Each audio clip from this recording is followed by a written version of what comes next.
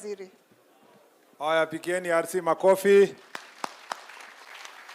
Wale hamjaongea ni tukienda the next round kama bado kuna wakati mtaongea. Ninawashukuru sana. Ninajua muda umeyoyoma, lakini mmesema mambo ambayo yanafaa na nitajibu kidogo alafu nipatie viongozi waseme pia. Lakini kabla ya hiyo ningeomba tusimame. Yeah. Haya, tufanye hivi.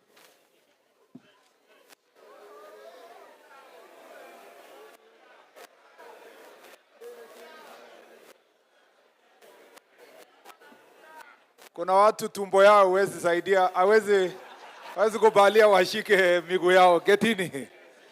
Asante sana. Kwa ufupi sana ningependa kwanza niseme yangu kidogo tu kwa sababu ya muda, alafu nitaita viongozi watatu hapo, alafu tutafunga. Kwanza, vile mmeniambia mambo yenu, niko na mambo kidogo pia ya kusema.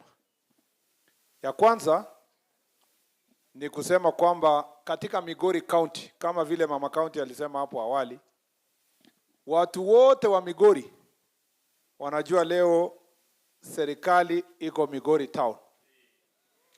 Si namna hiyo? Na wanajua mmekuja hapa kusuluhisha shida zao.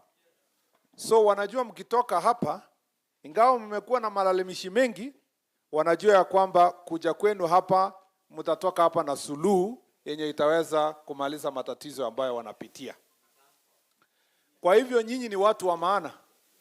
Ingawa wengi wenu mnasema mpatie AI transport nini, mjue ya kwanza kwamba sisi, nyinyi na mimi, ni baadhi ya Wakenya wachache sana ambao wako na bahati kuwa na kazi na kulipwa na wananchi kupitia pesa zao za kodi. Kwa hivyo we are among the few privileged Kenyans who have a job and they are being paid by taxpayer to serve them. Therefore, the first thing I expect kwa nyinyi ma chief, assistant chief, OCSs, na all the other cadre who are here, ACCs kwenda juu, ni kwamba we must take our job seriously. We must take our job seriously. Wangapi waliomba kazi ya chief ama assistant chief 1 year ago? Mwaka mmoja iliyopita wakaandikwa kazi ya chief, mwaka mbili, 1 or 2 years. Naona a good number of you. Yeah? Nyinyi mlijua hakuna ofisi ya chief. Mlijua chief ana AI. Mlijua kwamba chief ana motorbike, lakini bado mliomba kazi. Ukweli ama sio ukweli? Na siku ilienda interview, hata uliulizwa na interview panel, ukaambiwa hii kazi umeomba haina ofisi, haina gari, ukasema mimi I work under very minimum supervision and I am very creative. Kwanza kwa sababu ulikuwa unataka kazi sana na competition ilikuwa kali, ulikuwa unasema pikipiki ni ya nini? Si hapa tu mimi natembea kwa mguu kila wakati nazunguka hapa. Lakini kwa sababu sasa umeingia ofisi, umeongeza weight kidogo, unataka pikipiki. So the thing is, we must not use these all other things that are of convenience to serve to block us from doing the job we need to do. We must ensure kwanza kwamba we serve and we serve diligently. And for you to serve diligently, you must start by respecting yourself. You must respect your job, respect yourself. Vile unakaa, vile unaongea, vile unavaa, vile unatembea, lazima ikuwe ni kazi ambayo ikuwe wewe unakuwa somebody you respect your job. Heshimu kazi yako. Jiheshimu. Kuwa kielelezo. You are the best opinion leader the people have in your locality. Foster good relationship. Hakuna vile utakuja kama OCS, ufike police station fulani, ukae hapo umejifungia imefika miaka 3 hata ujui nini inaendelea kwa community.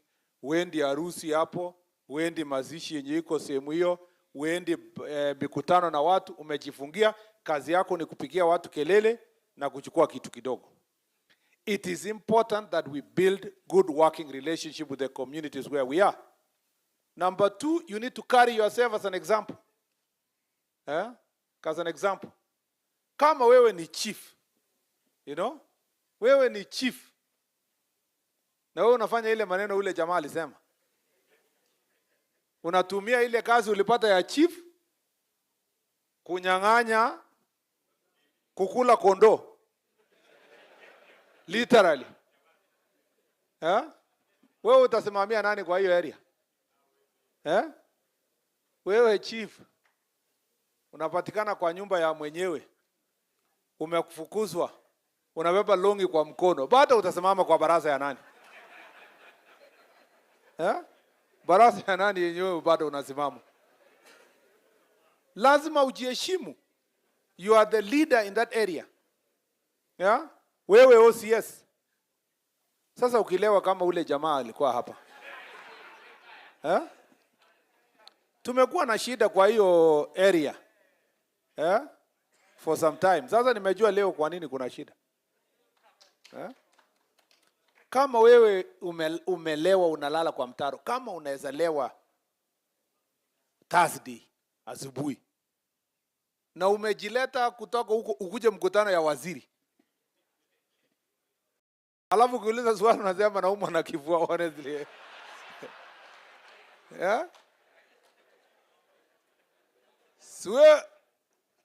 Yani watu wanaona afande amejikojolea kwa barabara. Is that, honestly? So you must respect yourself. And I've told DIG, based on the procedures that are there in National Police Service, you do the right assessment. If he is an addict, apelekwe rehabilitation. Na atoke mambo ya command, apelekwe pahali pengine akishapona. If he is not an addict, he goes through disciplinary procedure because it is not acceptable to have such a behavior mbele za watu. Tumekubaliana na IG hapa, DIG ndio apeleke escalate to the relevant office. Thank you very much, DIG. It is not acceptable to have such behaviors. And I have said, officers wenye wanasaf kwa sehemu yoyote yenye mko, nyinyi OCSs, you are the ones to look after them. Kama unaona kuna mwenye ni corporal, ni inspector hapo, amekwama na pombe, hakuna haja kukwama na yeye hapa. Recommend them wapelekwe rehabilitation center. It's better to say the police station has only 2 people than to say it has 10 people and there are only 2 serviceable people. They fill the gap without any contributing service to anybody in any area. So respect yourself. Number 2, understand your job. Jua kazi yako. Somea. Improve yourself. It is true, kwa ile proposals mmesema, you want us to increase the number of training for officers. Ngao kidogo wanapata fairly good training. Watu wenye wameumizwa sana ni police officers. For many years, police officers wanatoka kikanjo, they never get to even any workshop. Hata yenye inafanywa kwa sub-county. Ile tu inapatia refresher police officers. And we have agreed that the regional training centers ya police yenye ilikuwa imeestablishwa before should be revived by the National Police Service. We start training our police officers and updating their knowledge so that they understand human rights, operating procedures, they go to shooting range, they become effective police officers who understand their job and they can understand to work with citizens. So that is important. Pia nyinyi chiefs namna hiyo. Na mlisikia nilisema, chief, hakuna chief ajui kitu kwa dunia hii. Hata saa zingine tukiambiwa it's a porous border. Mi wanaambia watu, is there a border yenye haina chief? Kuna border yenye sio location na sio sub location. So porous border ni sisi wenye tuko Nairobi. Lakini yenye watu kwa ground, nyinyi mnajua nani anapitia pale, panya rutiko hapo, najua nani ndio anachukua pesa, mambo gani magendo inaletwa. So ama kuna chief ajui? No, nataka niulize chief, wewe sio chief. Kuna chief ako hapa na anasema sijui maneno inaendelea kwa location yangu. Kila chief anajua kila kitu. Chiefs mnajua kila kitu? Sauti yenu ikienda tu chini Masengeli yako hapa. Hakuna penye ataenda. Mtakanyaka next week mpaka. Yeah, thank you very much. Niwaulize, kuna chief ajui nini inaendelea kwa location? Si kila mtu anajua? Unajua chief hakuna kitu ajui. Kama vile mlisikia nimeshasema. Chief anajua kila kitu. Anajua nani alilala wapi, akatoka wapi saa ngapi, alikuwa na nani, kwa sababu unajua chief sio peke yake, ako na network mpaka village elder. Na village elder kwa sababu hataki chief akosane na chief, akiona tu mtu amepita kwa na fulani na anaona inaweza kuwa ni a person of interest, ashamwambia chief, kuna jamaa alikuwa hapa, kulikuwa na nini. So chiefs wanajua mambo mengi. Na nyinyi ndio mnasaini ile papers ya kupatia watoto IDs. Ukweli ama si kweli? Ukiuliza chief huyu mtoto wa nani, anasema hii mtoto ni ya Onyango, lakini Otieno anafikirianga ni yake. Tumekubali tumwandikie Otieno kwa sababu anaishi na yeye, lakini mtoto ni ya Onyango. Yeah? So kama chief anajua hiyo mambo yote, you have to be a knowledgeable person in your job. Usiende baraza kama chief na ukiulizwa kitu unasema sijui. Usiwahi kubali chief kusema ujui chochote. Hata yenye ujui ukue very creative. Unaambia watu hiyo maneno, bado tulikuwa tuna consult na DCC. Tukimaliza consultation nitakwambia what is the answer. Alafu mara moja unatafuta mtu mwenye anajua na unasema DCC ashasema ni namna hii. Na kumbe umeconsult your neighbor. You must always be knowledgeable. Kweli ama si kweli? Kama unaenda baraza na kenye inaenda kusemwa hujui, chukua kijana ama msomi mchachari kwa location. Peleka yeye, ufika baraza, naambia wananchi, kabla sijasema mengi niko nayo. Niko na mgeni alikuwa na machache ya kusema. Huyo mgeni aseme dakika ngapi? 30. Watu wapige makofi, wafurahi, waelewe. Wewe saa hizo unaandika notes. Ukisimama unasema nilikuwa hata na mengi kuliko huyu, lakini kwa sababu saa imeenda, tafanya kwa ile baraza ingine. Sina hiyo? Na watu wataelewa na utakuwa umesuluhisha ile shida ulikuwa nayo. Namna hiyo chiefs, you must always be knowledgeable. Ujue SHA ni nini, housing ni nini, economic plans ya president ni nini, mambo ya economy. Mpaka ujue hata neno ya kusema tumestabilize, interest rates. Useme imekuwa stabiliziwa, exchange rate iko chini. Useme the economy is doing well. Yani ujue mawati yenye ukitupatupa hivi, watu kwa location wanasema, huyu mtu wetu, chief yetu ako mbele. Because a good leader must be a reader. Namna hiyo, you must always be a step ahead of your people. So you must seek knowledge, you must understand what's happening so that you can lead the people properly. Ya mwisho, corruption. Yenye imetumaliza kwa hii mambo yote kwa nchi ni mambo ya corruption. Kitu kidogo. Chief ndio assign kitu kidogo. Kwenda baraza, unaenda, unafanya kesi ya succession, unasaidia familia nyingine kwa sababu watoto yao wamesoma na wamekupatia kitu, ule mama mtoto yake hajaenda shule, unamzamisha, unaumiza maskini. The same to OCSs, the same to our police officers. Ule best commander alikuwa hapa, so tunajua tu ile maneno nilishasema. Please tukue serious bwana best commander. Yeah? Hii kitu ya kusimamisha matatu. Na hakuna kitu unaona, unajifanya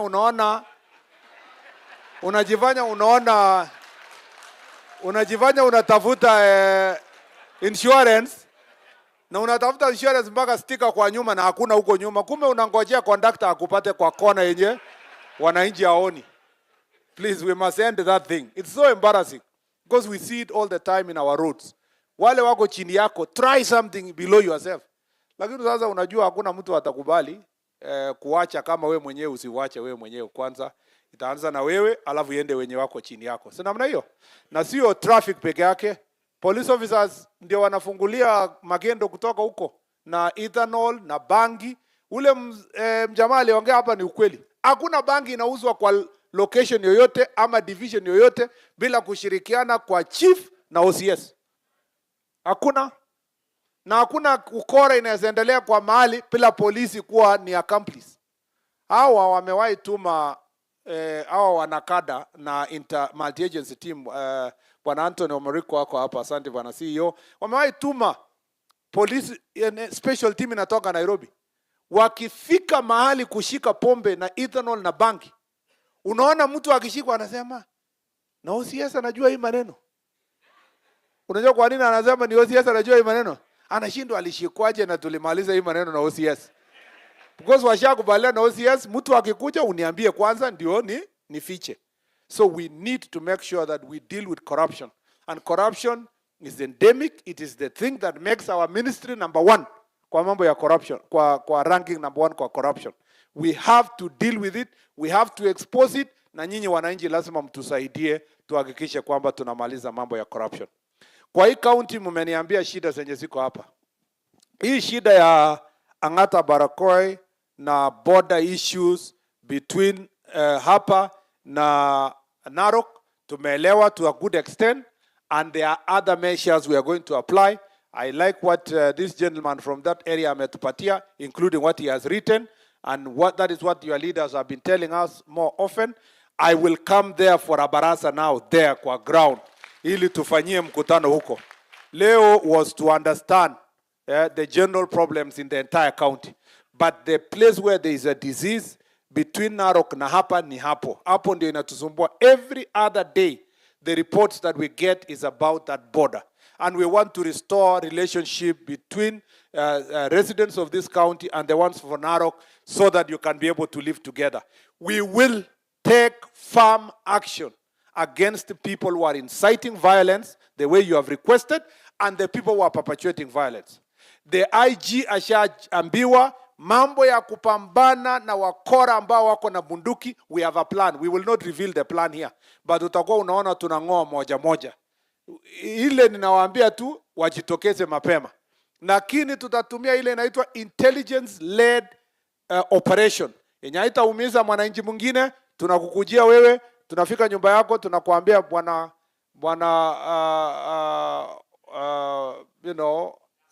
sema Paul, ndio nisiambiwe kabla gani. Sema na wewe bwana Paul, leta ile bunduki uko nayo. Wewe Peter, leta yako uko nayo. Na ukikataa kuleta, utajua ujui. Lazima niwaachie hapo so that we don't say beyond there. And this will be lethal, it will be targeted. We will get rid of all the guns that are in the hands of civilians. Kama tumeweza hiyo huko kwa bandits huko Kerio Valley, kwa mamelima yenye ni ngumu inakuja kwa hapa mahali tambarare, we will make sure that that is done. And the National Police have has the capability and the ability to do it. It's just that we have delayed for far too long. We want to get rid of all the guns that are in the hands of the wrong people. Tumekuwa requested also hapa mambo ya Form W units. We will also work on that to increase the Form W units, the GSU, the anti-stock theft, and the border patrol unit. Watu wamesema hiyo ni chache. We are going to the IG, because we are now recruiting with the officers we are going to increase, we should be able to establish more Form W units. We have also the capacity to make sure that the DCI strength is improved so that they can do proper investigation. Number 2, kuna maneno hapa, tumesema ya defilement. I'm telling you, defilement cannot continue in society without familia kusaidiana kuficha hiyo maneno. Yeah? Na nyinyi chiefs na assistant chiefs, hakuna mtu mwingine atatusaidia, sio hata polisi, because this is an ngao job. Civic education, civic awareness, barazas. We must get this problem out of our midst. Tuhakikishe kwamba tumeondoa kwa kati yetu mambo ya ulawiti na kunyanyaza na kuumiza na ubakaji wa watoto wadogo. It is very painful. We need to deal with this issue. And we need to avoid the idea or the thinking that it's a cultural issue. Mambo ya FGM. Haijalishi ulipitia ama ukupitia. You know? What is important is that the law at the moment inasema FGM is illegal. And we must help each other. Ngao, working together with religious leaders, vile imesema na community. Let's also sensitize our people. But eventually, ikiendelea kwa location yako, ujaripoti kwa police, you are culpable. That is why ule chief alisema amemaliza yake. amefikisha 99.9%. So you still have, wajana ile mtu alikuwa anakuja kusema chief hawezi peke yake. Kama wewe huwezi, tutafute chief mwenye anaweza. You know, because that is the reason why unavaa uniform na hii pastor hajavaa uniform. We must take this issue of FGM and gender-based violence very seriously, because it is affecting our society, and we must work together to make sure that that issue, we get rid of that issue in our midst. The other issue tumeambiwa ni mambo ya mining. We have a plan. I'm going to sit down with my brother Joho so that, and this is not just the ministry of mining, it's also county government. We need a tripartite. Enforcement, regulator, na county government. We sit together, mambo ya lands and so forth, because including environmental issues also, because the place is a bit disorganized. But government is not getting revenue. Wrong people are mining. Resources are not being shared, and the community is not benefiting. We'll make sure that we work on those issues related to mining. Mambo ya gangs. I am told, political goons and gangs, we must get rid of such characters in our society. We want a society that allows everybody to flourish in what they do. Kuna watu hata wakubali opponents wao waongee kwa sababu wametengeneza magengi ambaye wanatumia kisiasa.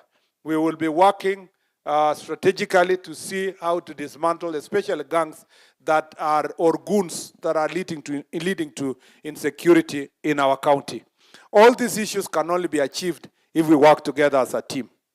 Tutafanya kazi pote pamoja. The public and ourselves, we must be able to work together as a team.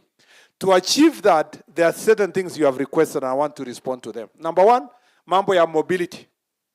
Magari, there is a procurement process ya kununua magari, na also mambo ya kuhakikisha ya kwamba tuko na motorcycles where we need be, and also kuhakikisha there is mobility for both Ngao, police, and our prisons. So that is ongoing. I hope we finish before the end of the year, and we will distribute fairly so that some of the vehicles can assist in working together. Please pool resources together. ACC moja aliongea hapa akasema OCS ako na gari lakini yeye hana na ni supervisor. Ati sasa OCS ana arrive na gari na ACC ana arrive na boda. Si namna hiyo? Lakini mna arrive wapi? Sini OCS anakuja kwa ACC. Yeah? But on a very serious note, we must ensure that nyinyi wote you pull resources where it is. These are resources for government. Ukiwa police, ukiwa nini, you're all in security sector. We must work together as a team. And tumeambiwa throughout the country that the most affected cadre of public servants ni ACCs. Ni ACCs, kama vile tumeambiwa. Mmesikia hiyo maneno? Mliona ule mama ACC? Ule alisema nimevaa sasa skirt na panda boda na pia mtu ya boda wakati anampeleka anamkimbiza, alafu anamwambia mama shika vizuri, asipomshika mtu ya boda vizuri, huyu mtu ya boda anafunga break ndio yeye angukie mbele. So haileti heshima kwa mama ACC. Ukweli ama sio kweli?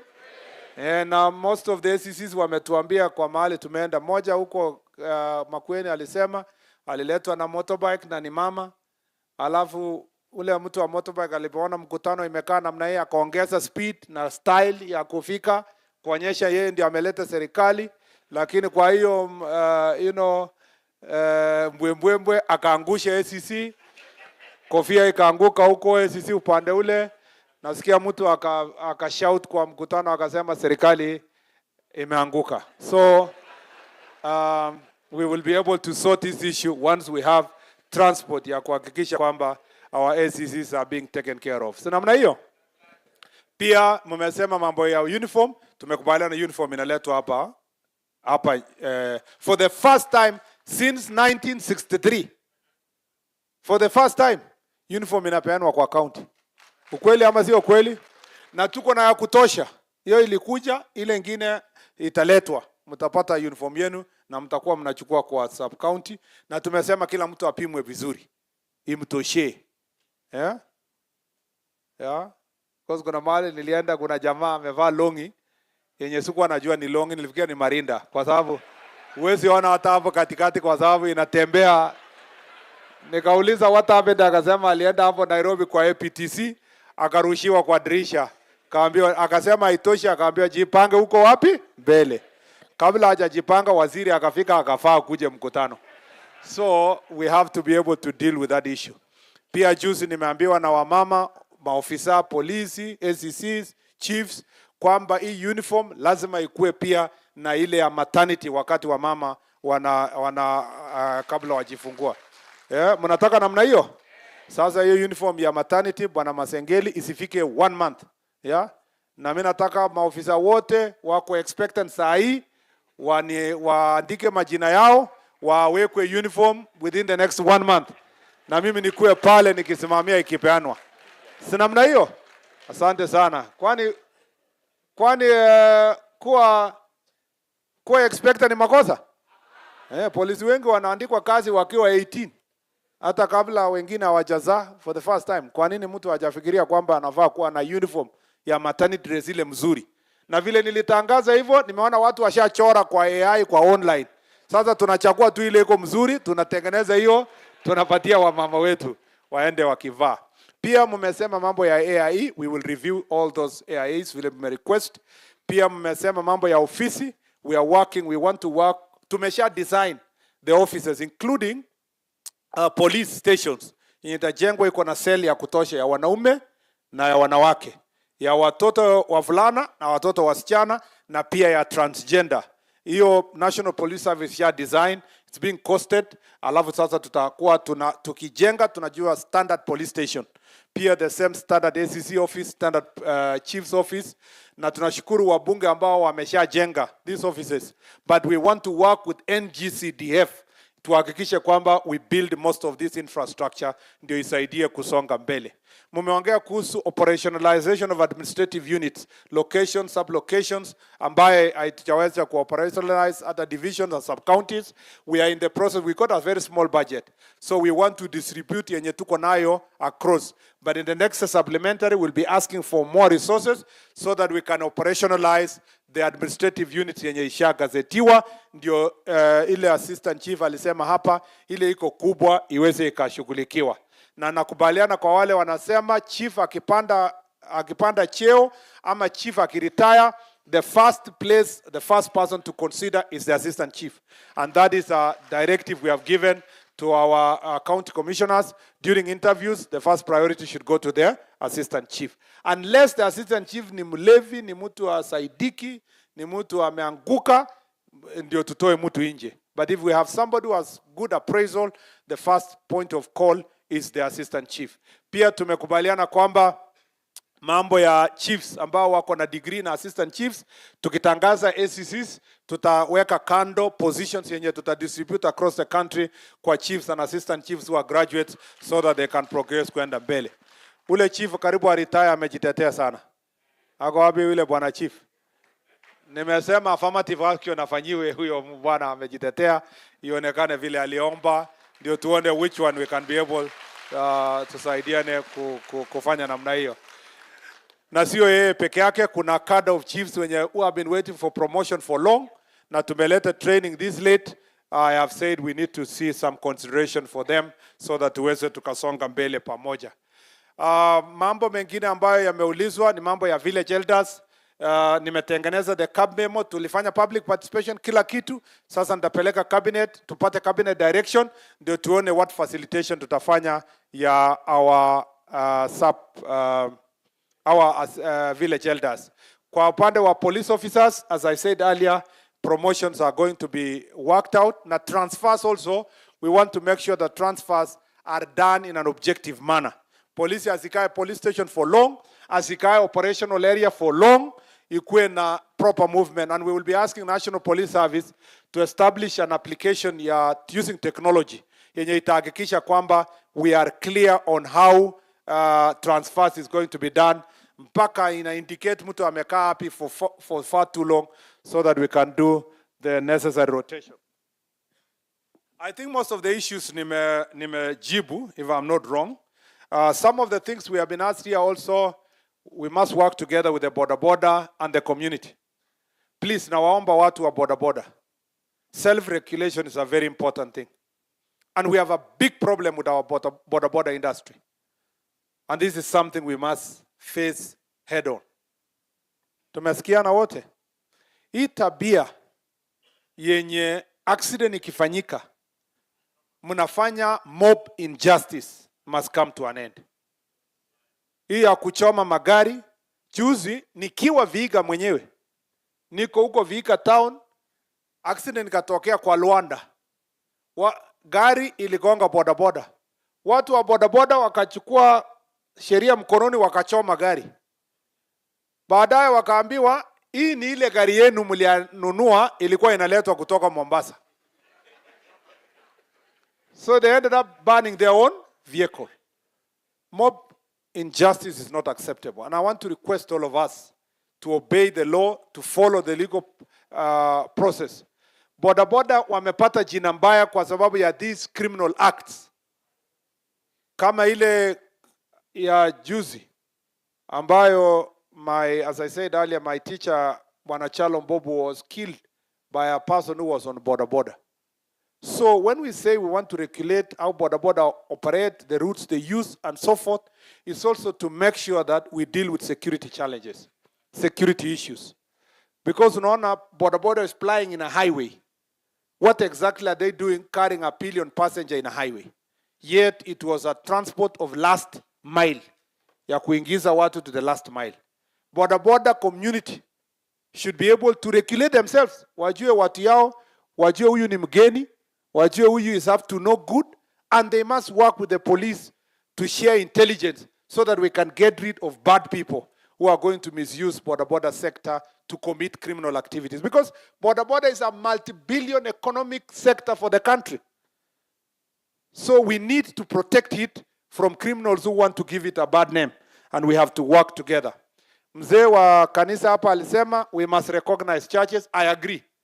And religious organization, churches, mosques, and other religious organizations are extremely important in shaping the society to become a good society. I agree that in our county security committees, we encourage our security teams to work with the religious leaders to help you to make sure that you achieve your objective. But also religious leaders, regulate yourselves. Help us with the problem of religious extremism. Kuna makanisa mengine imekuja na dini zingine na extremism zingine, watu wanajificha kwa kanisa lakini wanafanya kazi ambayo haikubaliki. Please tusaidiane to make sure that sector is streamlined. Mnaona ile shida tumepata huko Shakahola na kwa Binzaro, huko Chakama Ranch. After Shakahola ilifanyika, tumeokoa watu fulani, wamerudi mpaka Siaya. Mtu anatoka Siaya tena na watoto yake all the way to the same place kwenda kujificha huko ndani. Na kwenda kusupervise watoto yake wakikufa moja. To starve children to death ati ndio waende mbinguni. Some terrible religions. We must be careful as society. Na hiyo haitafanywa na police peke yake.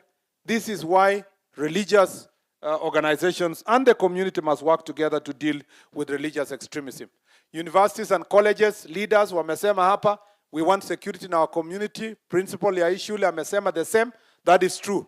I have said in the sub-county security team, they must incorporate students, leaders, dean of students, and colleges around them to deal with security issues, because these are a very big establishment in our society. They bring in many new people. We must incorporate them in our security plan so that we deal with mambo ya drugs na mambo mengine ambayo yanaharibu nchi yetu. Haya yote yenye tumesema na kuna mengi ningesema, business community, PWC's issues, mambo ya unfair competition ya business, CCTV kwa our business. My friend Governor George, I think we need to agree in Council of Governors. Perhaps we all agree on a law that will require owners of buildings to put CCTV in their buildings. It will help us a great deal kupambana na mambo ya security.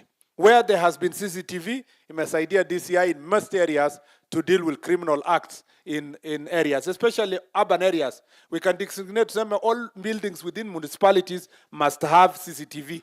That will help in securing those businesses, but also in investigating crime around those businesses. It will help us a great deal to deal with those issues.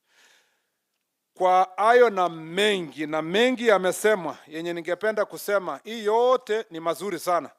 Lakini kwa sababu ya saa, simunikubalie niwachie hapo. Si namna hiyo. Leo nimefunga ofisi Nairobi na haikuenda kwa hasara. Kazi mambo yenye nimesikia hapa itasaidia kunyorosha mambo ya Yes, mambo ya fishing issues. Thank you very much. Mumesema mambo ya fishing issues, mambo ya BMUs and all these. All of them nilikuwa nimeaddress even with the press earlier.